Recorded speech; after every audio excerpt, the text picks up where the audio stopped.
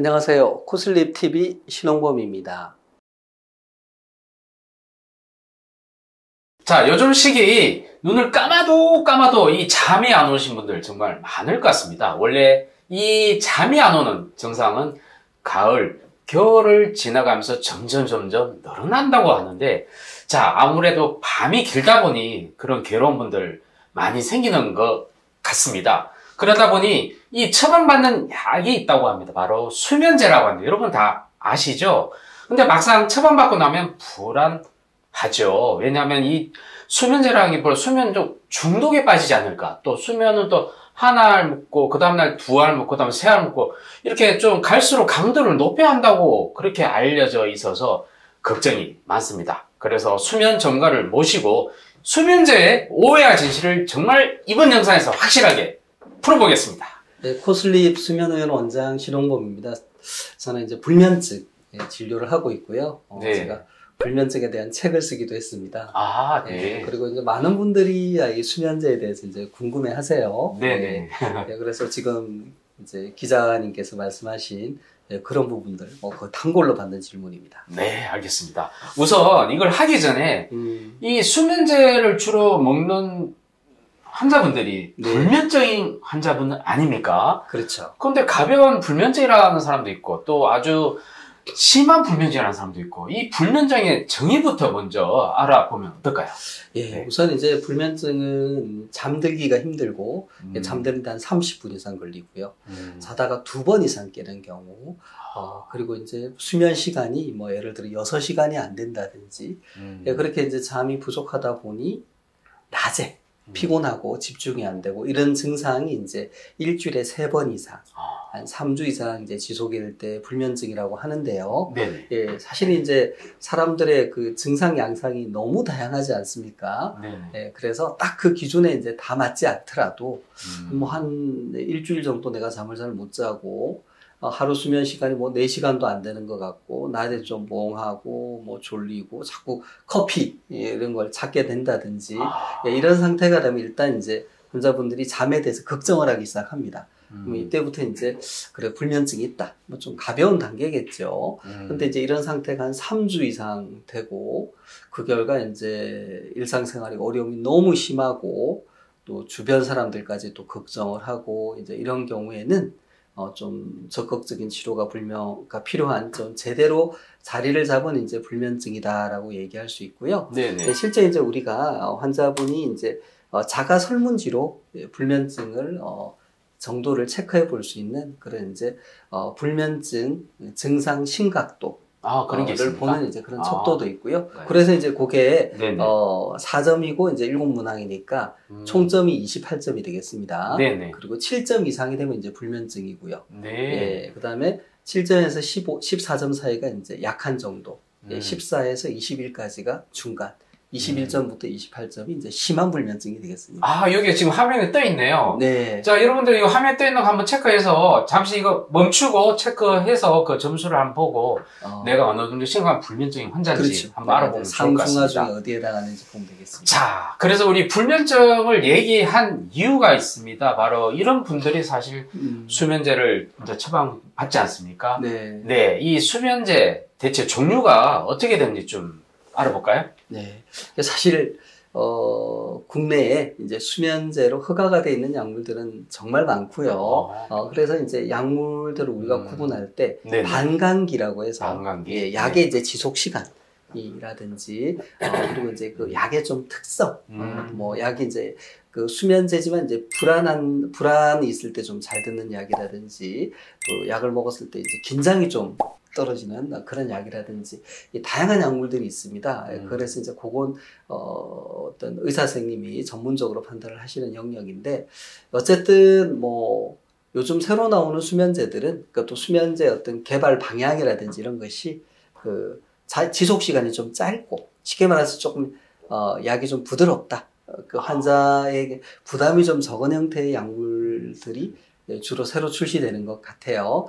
작용 시간이 좀 짧고 반감기가 짧고, 그래서 이제 그 다음날 약균이 남아 있어서 이제 일상생활에 어려움이 없도록 하는 거. 그게 이제 최근에 나오는 약들의 어떤 특장점이다 이렇게 얘기할 수 있겠습니다. 그러니까, 꼭 그 의사 선생님하고 상담을 받으시고 네네. 약의 이제 선택에 대해서 뭐 환자분들 요즘 이제 또 인터넷이나 이걸 통해서 어떤 약이 더 좋다 이렇게 또 이제 얘기하시는 환자분들도 있기는 한데 물론 이제 그런 부분들은 의사 선생님도 이제 존중을 하시고 그렇게 하셔야 되겠지만 결국 이제 약의 선택은 이제 어떤 의료 전문가가 네. 고민해서 하는 것이다라고 보시면 되겠습니다. 자, 그래서 아무리 좋은 수면제라도 결국 우리가 불면증을 완치하는 약은 아니지 않습니까? 그렇죠. 그런데 그래서 약에 또 의존하게 되는 경우가 많습니다. 그래서 걱정인 거죠.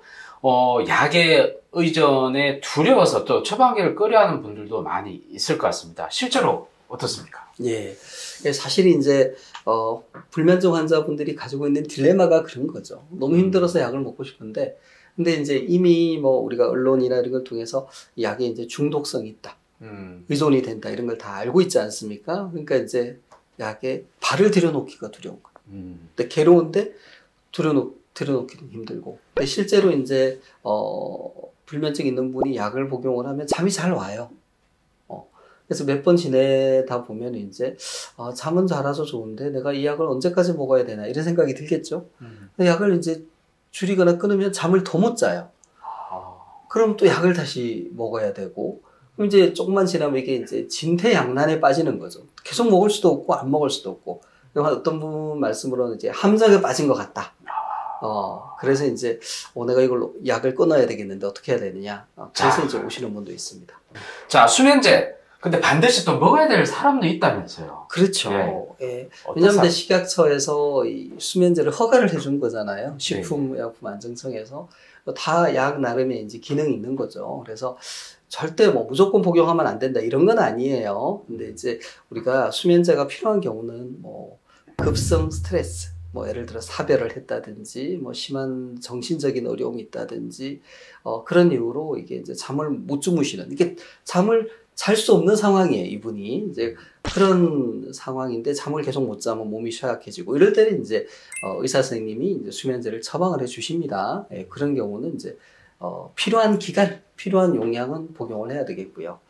또 이제 흔한 경우가 요즘은 해외여행 많이 다니시잖아요. 이게 시차가 있으니까 낮밤이 바뀌어요. 그럼 미국에 갔는데 한국은 밤인데 거긴 낮이고, 거꾸로 또 거기는 이제 밤인데 한국은 낮이고 잠이 안 오죠. 예, 그럴 때는 수면제를 복용할 수 있습니다. 특히 이제 멜라토닌으로 만든 수면제가 시차 적응에 도움이 많이 되고요.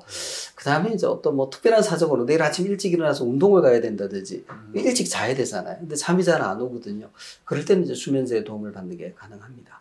그리고 우리가 이제 불면증 비약물 치료를 하는 경우가 있는데 너무 심해서 잠을 도저히 못 주무시는 분은 의사 처방에 따라서 단기간 수면제를 복용할 수 있습니다. 자, 수면제 이게 환자분들이 원하면 처방이 가능한지, 왜냐하면 수면제 불면제 아닌 함에도 불구하고 또 처방을 받으면 또 남용 가능성도 있어서 그런 경우 어떻습니까? 네, 그래서 이제 뭐 많은 분들이 이게 나 잠 못 자니까 수면제 주세요. 그러면 이제 수면제를 주느냐 네. 병원에서 그렇지는 않죠. 예, 그래서 뭐 그게 어떤 약물이든지 간에 이제 의료적인 필요에 따라 처방하는 거 아니겠습니까? 근데 또 수면제는 이제 항정신성 의약품이고 오남용의 소지가 있죠. 그리고 경우에 따라 뭐 범죄에 악용된다 이런 얘기도 나오잖아요.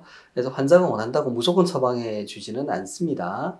예, 의사분이 이제 진료를 해서 수면제가 꼭 필요한 사유가 해당이 되고 이러면 정해진 기간 동안, 그 다음에 또 정해진 용량만으로 약을 복용할 수 있도록 충분히 교육을 하고 약을 처방해 주고요. 요즘은 이게 그 전산 시스템이 돼 있어서 다른 병원에서 수면제를 탔잖아요. 그럼 그게 기록으로 뜹니다.